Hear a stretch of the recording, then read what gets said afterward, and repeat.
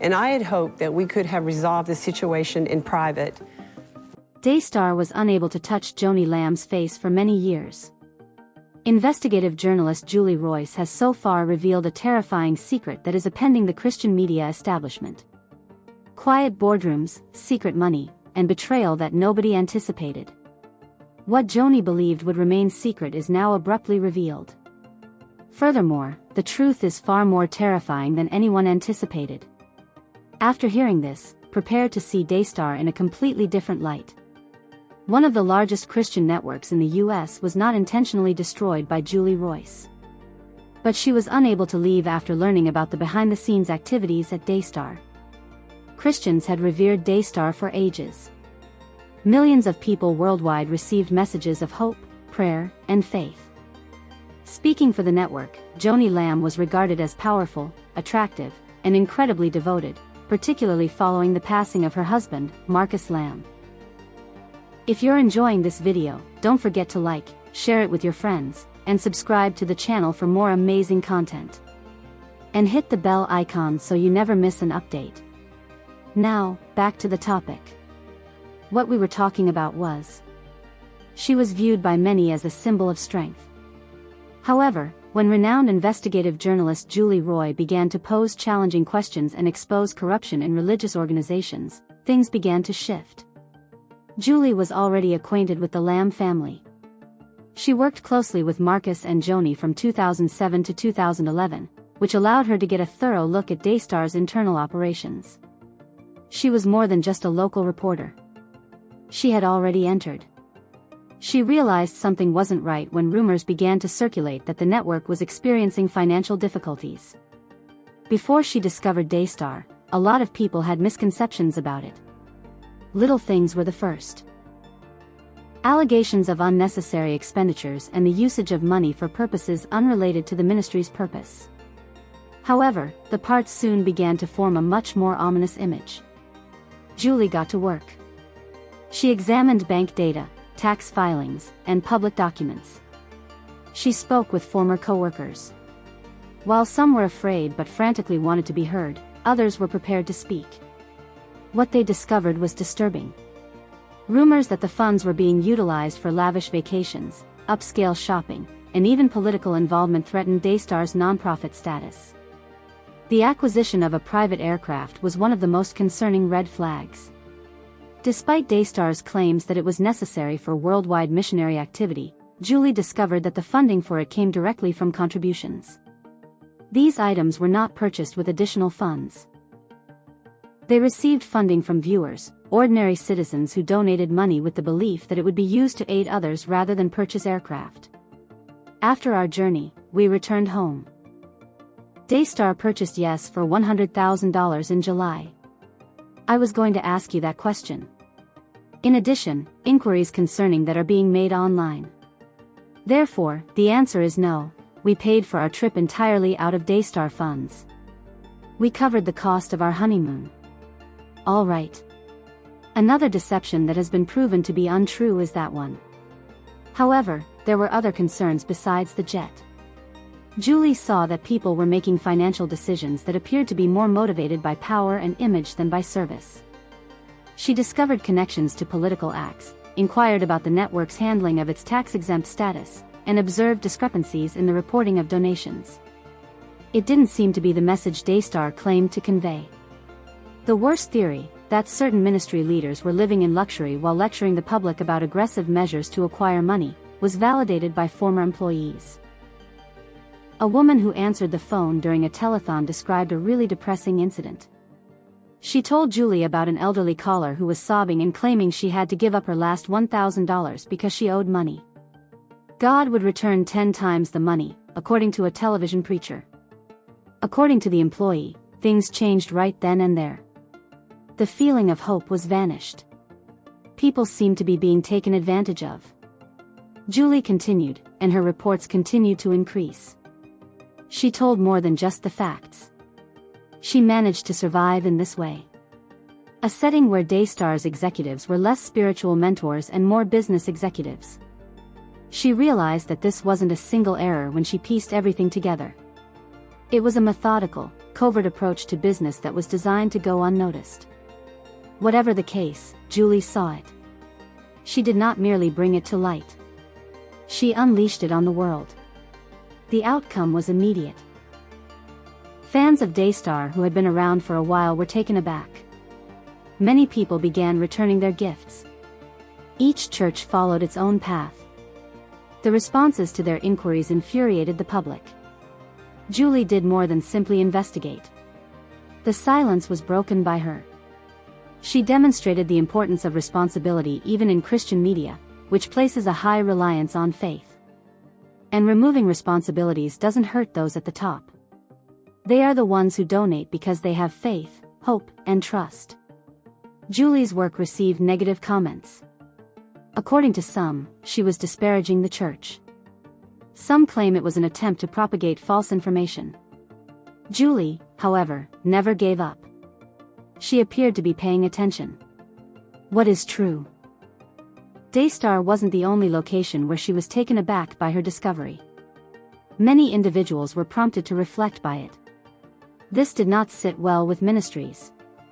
Because it sparked a long overdue discussion about honesty in faith-based television, this incident was extremely significant. When the curtain is eventually drawn, you cannot pretend that you are blind to what is happening. Every 6 months, they have their telethon there. Hundreds of employees spend the entire day answering phones in a room filled with booths and phones, which I believe is now known as Heart for the World.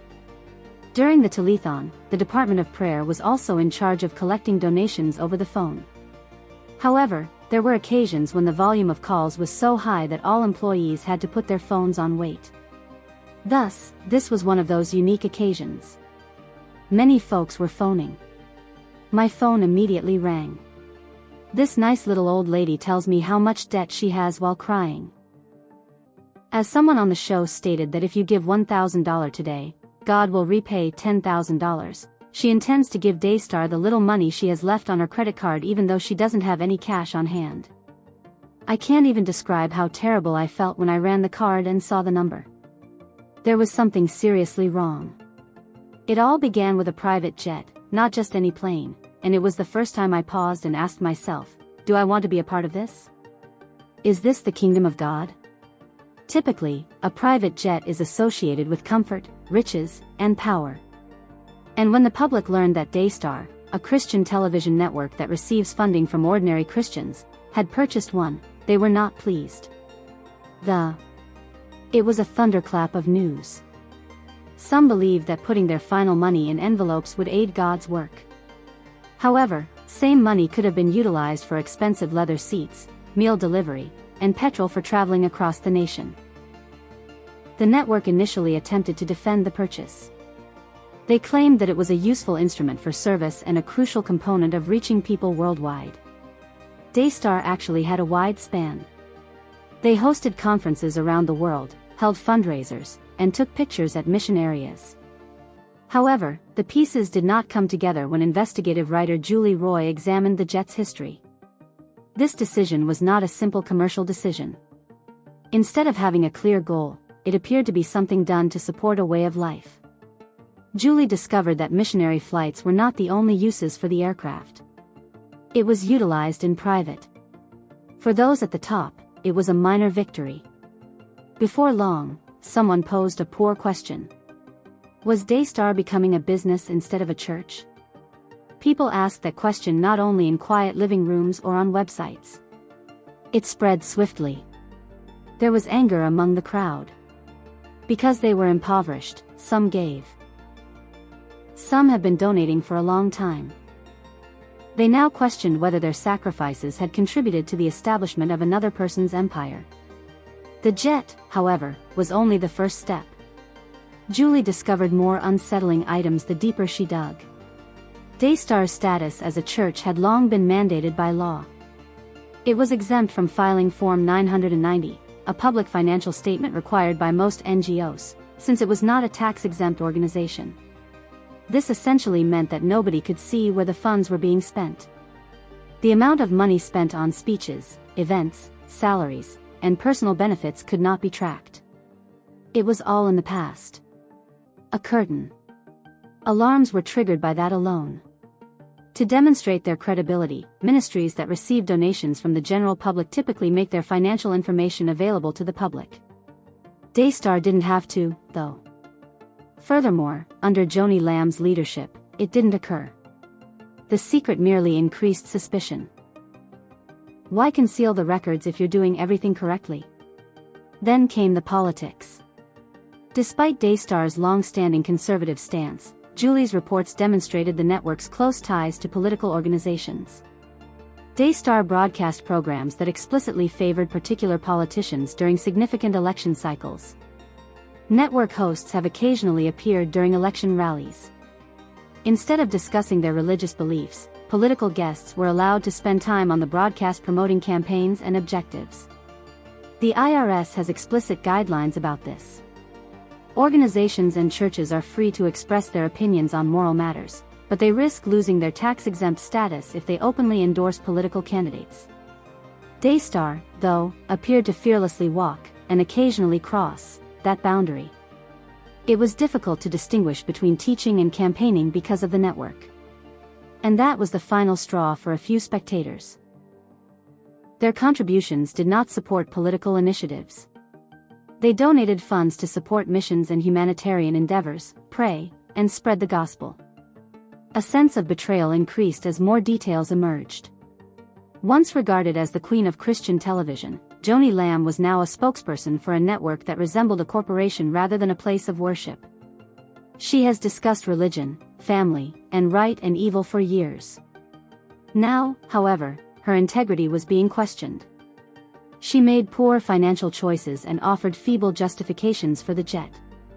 She did not, however, explain why the plane had been kept a secret. All she mentioned was that it was a tool of the government. Although she did not offer to open the books, she said that the network complied with the regulations.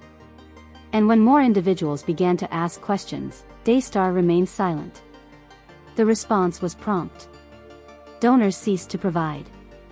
Daystar's performances were removed from church programming. People who had donated to the network but now felt awful about it shared numerous experiences on social media. Eventually, the jet became more than just a plane. The day that Daystar lost focus on its objectives and the day that numerous former employees came out. They discussed the ways in which civilization has evolved throughout time.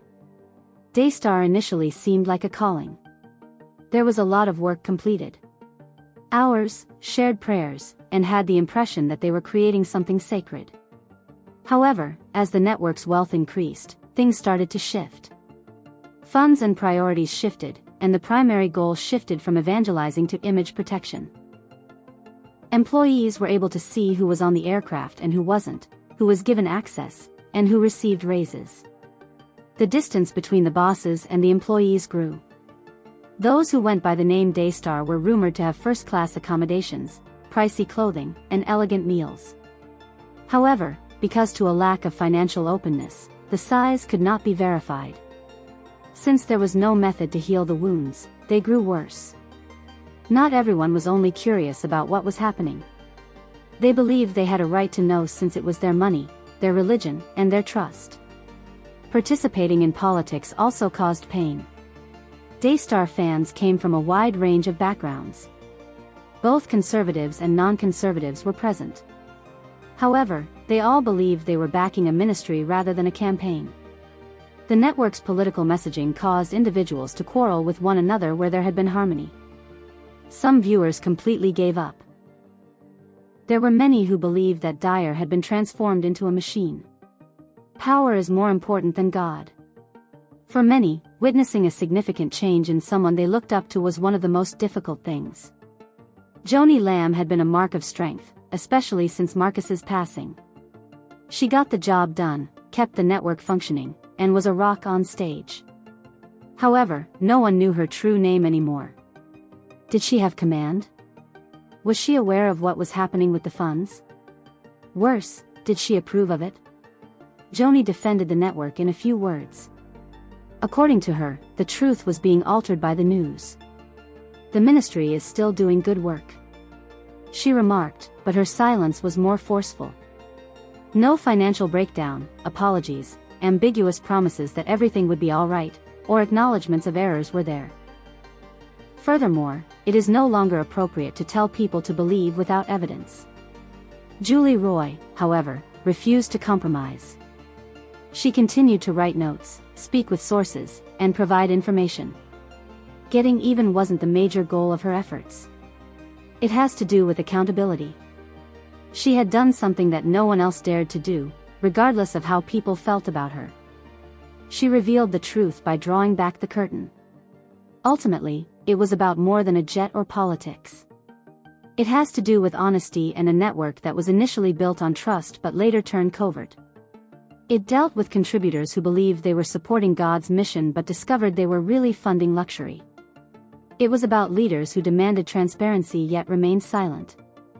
The fact that even missions can fail if no one monitors the finances astonished a lot of people. There are still some affects to be felt. Dyer might choose to continue airing. Even though Joni is still on television, people no longer trust her. After that, it's challenging to get back on track. Because a promise, not simply a phrase, is at the core of every ministry. A pledge to be truthful, trustworthy, and sincere with those who have faith in you. Everything changes when that commitment is breached. Joni Lamb was off limits for years. She did more than just assist launch Dyer. It cherished her. Millions of people viewed Joni as a trustworthy and loyal individual who persevered through hardship, maintained her smile despite suffering, and carried on her husband Marcus Lamb's work after his passing. She wasn't only a talker. She was revered by many as a spirit guide and an example of unflinching Christian steadfastness. She shared inspirational, courageous, and faith-based tales on her show, Joni Table Talk. She appeared above the troubles facing other religious leaders. He listened with understanding and spoke with conviction. But then things started to go wrong. Everyone's focus shifted to Joni when investigative reporter Julie Royce began investigating Dyer's finances. Beyond the network, there were other things. The woman in charge is the reason. Joni had always been regarded as lovely, modest, and unselfish. However, Joni's perspective changed as a result of Julie's research.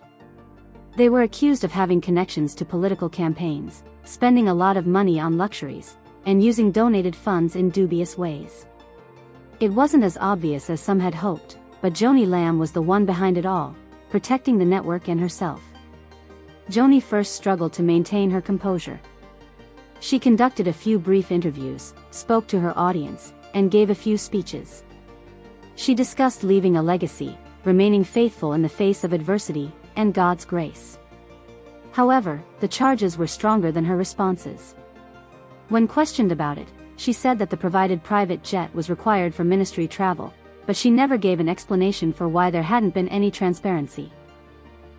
Dyer considered her political efforts as part of the larger picture and didn't consider how it may impact the ministry's nonprofit status when asked about it. Additionally, her public image started to reveal cracks as the stress increased. The difference was what made it worse. For many years, Joni had been forthright about duty, ethics, and responsibility. Despite her forceful statements, it was difficult to overlook the discrepancies between her actions and words. After decades of observing her, people started to feel conflicted. Although they believed they saw Joni, were they actually seeing the same Joni in whom they had placed their hopes, money, and trust? Her supporters initially banded together to support her. They said that the media was distorting the facts and that she was being unfairly singled out. This was merely a spiritual fight, they argued. But even they became concerned when Joni wasn't quite truthful. Why hadn't she gotten to the books? Why didn't she respond immediately? Why was this vagueness necessary? More former Dyer workers started to come forward behind the scenes. They discussed a control structure that prioritized boss loyalty over morality. Some claimed that despite their attempts to voice their concerns, they were silenced. Others claimed that their fear prevented them from speaking. Fear of losing their jobs or, worse, of being perceived as government foes. Joni's stillness grew worse as the cries increased in volume. Individuals were no longer merely let down. They were furious. furious that their contributions could have covered a luxurious lifestyle. They were upset because they weren't given the truth when they were requested for extra money. The fact that someone they had trusted for years could disappoint them infuriated them. Joni's name had always been associated with strength and honesty. Her public appearances now seemed to be an attempt to mend the damage.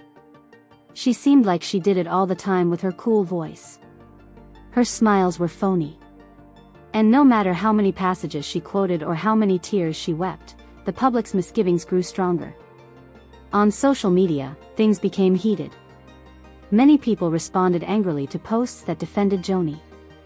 In Christian communities, hashtags that demanded accountability gained popularity. As they discussed how ridiculous Joni's previous teachings on truth and stewardship were, others started uploading old tapes of her table talk. Everyone was watching her every step. Every silence is interpreted as an indication of guilt. It wasn't just poor publicity. It was a religious matter. When they witnessed Joni's collapse, many Christians felt as though they were witnessing a piece of their own faith crumble. Joni remained where she was despite everything. She didn't request a leave of absence or an internal investigation. Rather, she increased her efforts.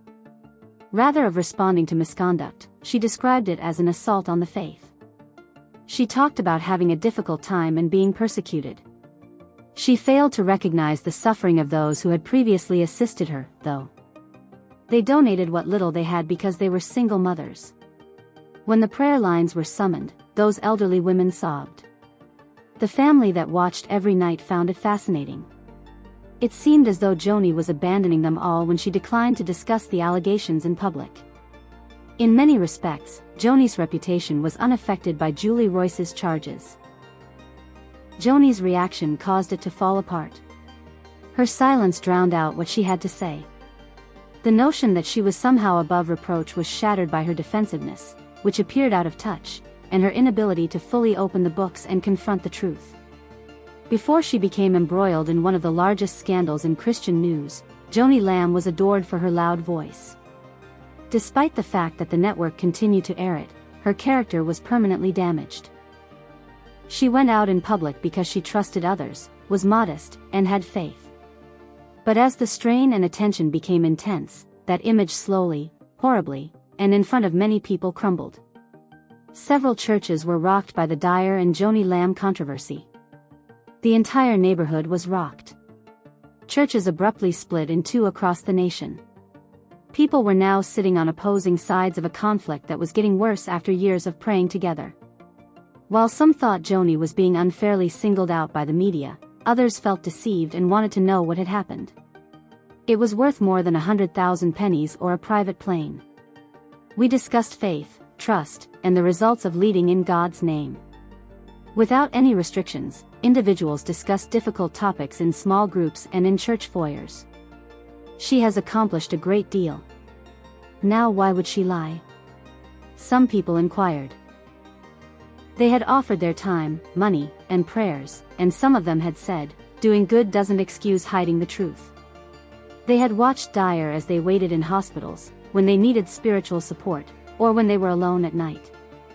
For them, it was more than just a network. Family members participated. Now that family was shattered. Pastors found it difficult to carry out their duties. Others made an effort to be fair by asking everyone to pray for each other. Others raised their voices, condemning the lack of transparency and urging their organizations to reconsider the use of their funds. Entire churches were reconsidering whether they should support Dyer or remain neutral. There were contentious discussions over it in some regions of the world. Some have exits that are quiet. Occasionally, people quit the church as well as the network.